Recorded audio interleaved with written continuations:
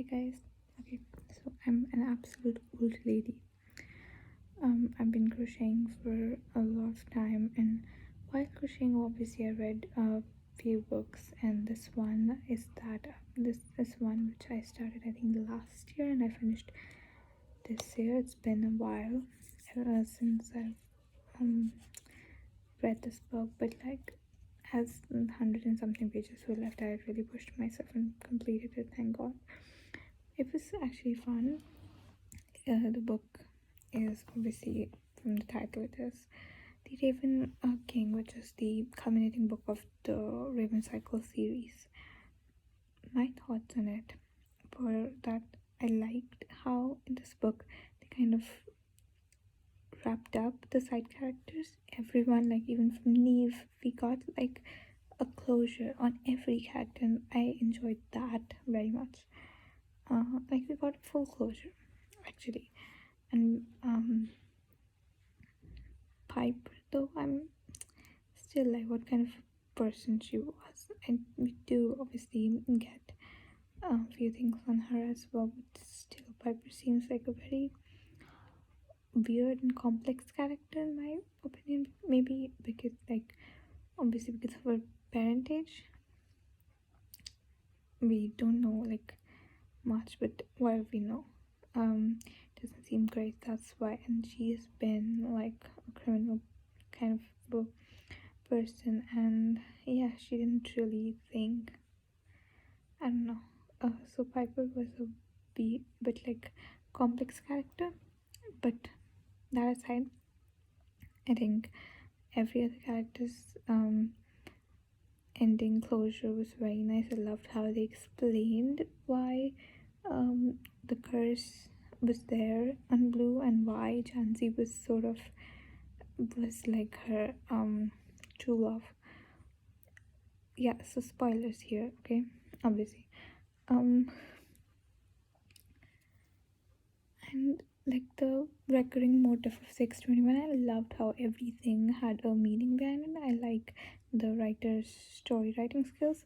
One thing I don't really liked was the use of um the curse, Blue's curse thing, because when Jansi died, it did not seem like much of a sacrifice. It's like he just kissed someone and he died. Like, it does not seem very much heroic and king-like to me. But whatever it was made like that. I mean, in that sense, all the whole book seems like it's an adventure, but what's like Ronan really doing in real life is not fighting the demons, though sometimes they come out and he has to fight them and do stuff like that. And even if like I visualize this book, if I imagine that it was to like visualized, made into a cartoon, animation, or movie, or whatever, TV series or something, if it was like to be visualized, I don't think how it would play. Like Ronan would sleep and he will go into his dream, and we will follow him into his dream. And obviously in dream there's a lot of action going on, but isn't it weird to think that he's actually really just sleeping in real life? And to draw like parallels from this to in the real world, it's sort of like obviously I can see it's a very kid, like a book of interest for kids, very much like because of, yeah, um and like drawing parallel from the dreamer thing. It's more of like, I think, how we dream. It's like validating us daydreamers. That's so cool though, by the way.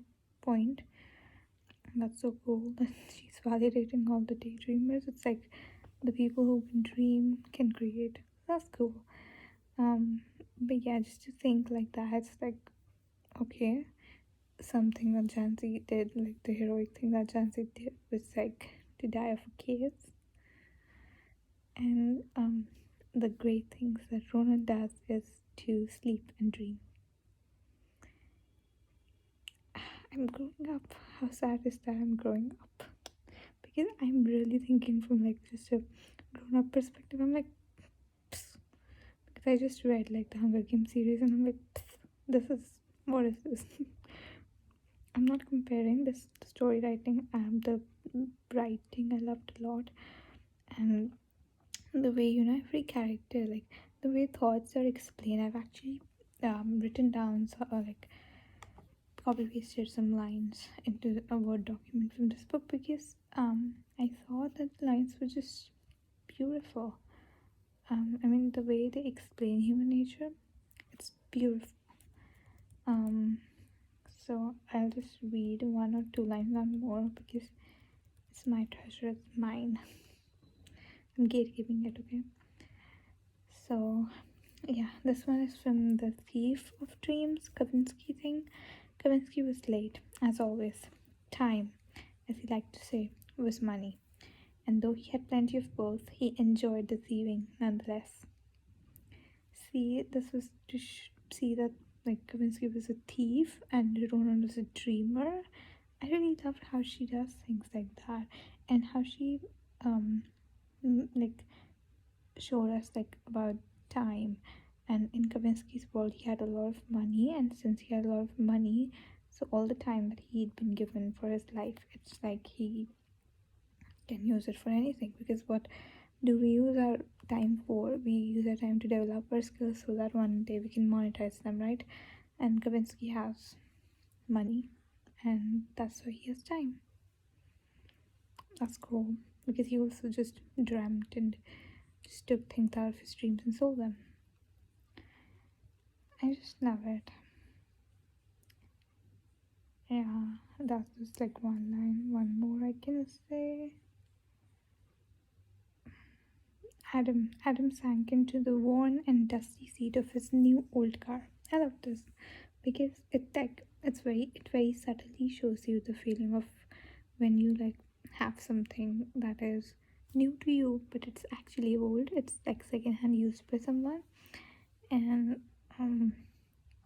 but it's new to you. So his new old car is cute. Let's go. I like it. I also liked the closure with Adam, the way he was like this. He could talk to.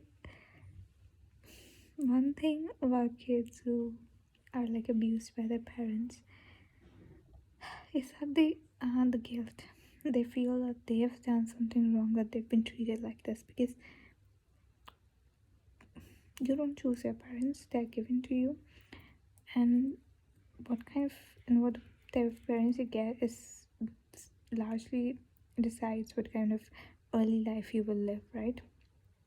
So in this, it is like so he's just obviously guilty. He feels like it's fate, and he's done something wrong to deserve that fate.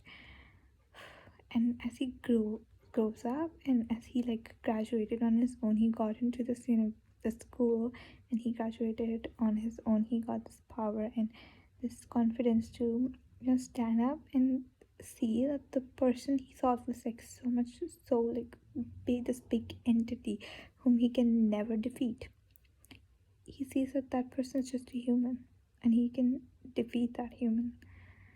And yeah, he's just like, he feels now confident and powerful, and he can use sentences, the ones that Janzi used to use, like Janzi used, right?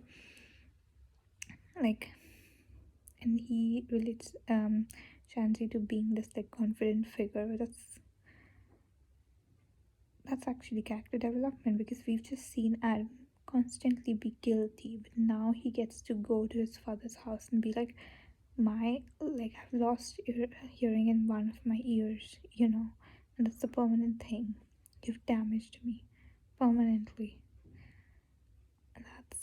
And and he can just go over there and he can say that to him, to his face, and he can have like that grown-up conversation with his not so grown-up parents. Beautiful chef's kiss. I'm so happy that we got this closure, this beautiful closure to Adam's story, because I was so attached to this person. I was like, come on. When he like lost his ear, I felt so bad. But then he won the court case. I loved it. I love how he could just like, if your parents do something wrong to you, you could go to the court, and yeah, they will order those like stay away orders and stuff. And Adam is so much, he's capable to live on his own, and that's, he does not need his abusive parents. And I love the closure of his story. And Ronan too, yeah, he becomes an orphan in the end, and I hope Matthew was okay, because yeah, Ronan's life, so Matthew would be okay, right? Um, and he's dreaming up this water in the end. That's a nice little ending. I like that. And one thing is that Ronan, he like found himself, I think, throughout the story, and he was genuinely happy, and he genuinely now wanted to live. So we saw this like character development, this growth from everyone, and though we did not really get a full like ending of Blue's story, like where is she going to college? Is she going where she wanted to, Venezuela? Because they were going on this road trip, right? Henry, Janzi, and Blue. But is she like going where she wanted to go to college? And now that she knows that why she loves trees so much, that's so cool. That like she's connected entirely internally with nature, and that's beautiful to think about. Like she's part human and part like that tree creature with they were like that's beautiful. I loved it. And yeah, so that plus the way it just ends on that there are a lot of more adventures to be done, to be like, yeah, lived. That's cool. It gives you like an open-ended, obviously, ending for you to think for yourself what you want, like the adventures to continue. It does not end here. Like when you graduate school, life does not end. There's like a lot more adventures still left to live. In fact, it just begins, sort of, right? That's cute. That's cool. And one thing I have a complaint about is the way she, in the third book, yeah, from the third book, with Blue Lily Blue something, and that was the name of the third book, I think. She tried to the writer Maggie Stillwater. I'm sorry, I'm saying that so wrong. I'm sorry. So the author Maggie, I love that name, by the way. So that author tried to incorporate Asian culture in the book. The Koreans and Chinese, like part Koreans, part Chinese, like the Henry, with the Henry character, and everyone in a circle. Like Blue connected with them. She understood them, and they went to the toga party. And yeah, they seemed like a nice little crowd, but I felt it was like done to like the racism thing was like slapped in there. Like it was very much like she attempted to not, you know, be offensive. But like rather it would have been better if you could just like effortlessly just let them mingle. That yeah, does not matter. Henry is a Korean. Yeah, his culture is interesting to them, but it does not matter. He's Korean. We do not need to emphasize that fact, and we do not need to make every Korean character be very good. That's something I had a complaint about. Yeah, because it seemed like they tried to slap on that racism thing real hard, and, on us, to show that yeah, we are allies. Okay, fine, get it. Yeah, and that's it, because it shows, when you're trying to do this thing not authentically. It shows when you've not really met any Asian people. I don't know Maggie Stewart at all. I'm saying that wrong bad last time, so I gotta check it.